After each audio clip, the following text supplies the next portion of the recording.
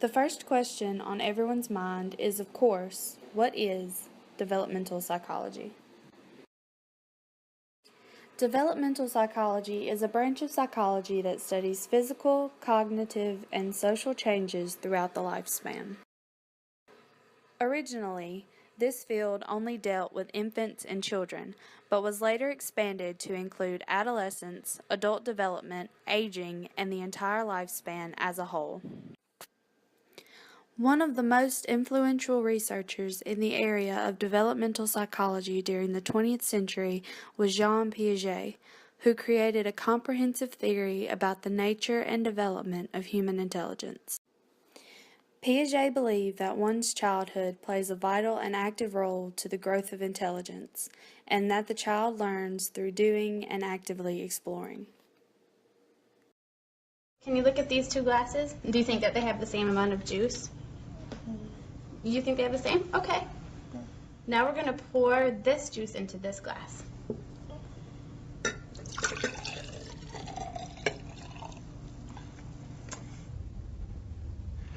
Now, do you think that this glass has more juice, this glass has more juice, or do you think that they have the same amount? That one has more. This one has more, and why do you think that this one has more? Because it's taller. Piaget's theory was divided into 4 stages: sensory motor, which developed from birth to age 2, pre-operational from ages 2 to 7, concrete operational ages 7 to 11, and formal operations from ages 11 and on. Now that you have some idea what developmental psychology is all about, the next question you should ask is, what kind of career can I have in this field? One point you might be unaware of. The study of human development concerns not only psychological fields, but those of biology, anthropology, sociology, education, and history as well. Gaining a better understanding of how humans change and grow will help everyone learn to live up to his or her full potential, an ability that affects every facet of our lives. There are many careers one can get under developmental psychology, even with a bachelor's degree. Nice. A psychology assistant's duties pertain to the testing of hospital patients or for those in outpatient clinics. They also score test results, train and supervise staff in administration of appropriate tests, and administer diagnostic reviews.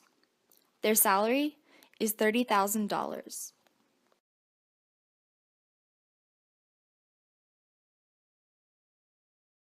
The research coordinator administers and scores tests for ongoing research projects in hospitals or universities. He also performs other assessments and administrative responsibilities.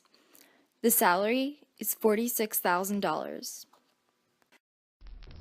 My name's Katrina Bramwell. I am a research coordinator here at Fidelity, and that basically means that I support 4 research analysts, and I help them with their day-to-day arranging of meetings, complex travel, expenses, and any ad hoc tasks that they ask me to do. I really enjoy the role that I'm doing now. Within the role I get to do a lot of additional training, and I've just started to be involved in the interview process for new candidates. I get to go on training courses, and I also have just become involved in the mentoring process that we have here. So there's a lot in addition to the role that I get to become involved in and develop personally. Although there are jobs out there that only require a bachelor's degree, going the extra mile to obtain a master's degree will afford you more employment opportunities in a range of diverse work settings. My name is Trisha. I'm an intake specialist at Northeast Georgia Medical Center, and what that means is I see mental health patients on a daily basis who we potentially describe as in crisis. Typically patients come to the medical floors or the ERs or our facility for help. Essentially, they're struggling with depression or anxiety or psychosis. So what we do is we assess them and determine how safe they are to go home with their families, or if they need to have inpatient psychiatric treatment. I consult with a psychiatrist with every case, as well as ER doctors, nurses, and families. It's a great way to interact with other people, especially if you're extroverted, if you like to be out there with other people. I also provide placement and resources for patients who need to see a therapist or counselor on an outpatient basis, as well as put them in an inpatient hospital. My type of career, you can actually get a bachelor's degree and do currently at this hospital. Other hospitals require a master's, and usually it's in psych or human services or social work. So there's kind of an array of field that you can go in to do something like me.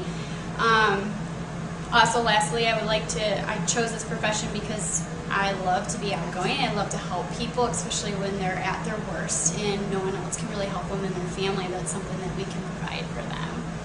I'm proud to be an intake specialist and invite you to investigate this and other wish careers to brighten your future.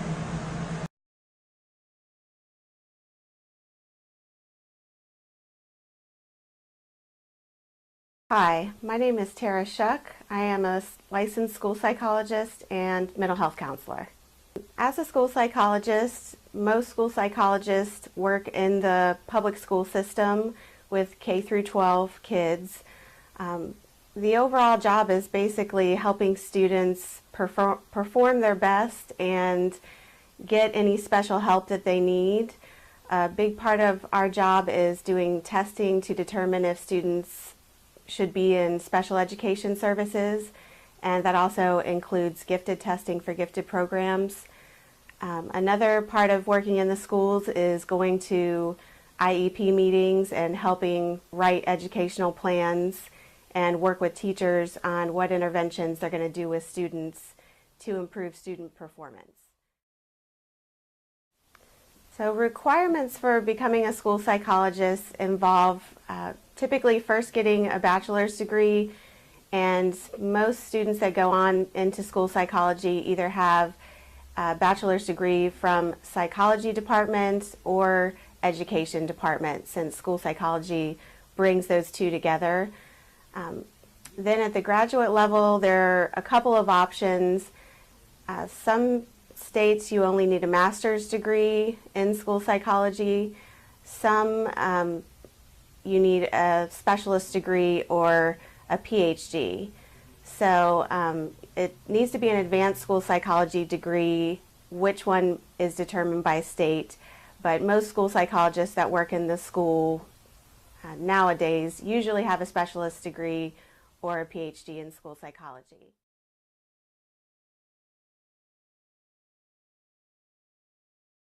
Developmental psychology does not require a PhD. However, that highest level of education gives an aspiring psychologist more opportunities than what masters can offer. A professor of developmental psychology teaches undergraduate, graduate, and doctoral students in developmental psychology, establishes programs of empirical research, and attracts external funding for research. Often they specialize in infant, child, adolescent, adulthood, geropsychology, and developmental disabilities.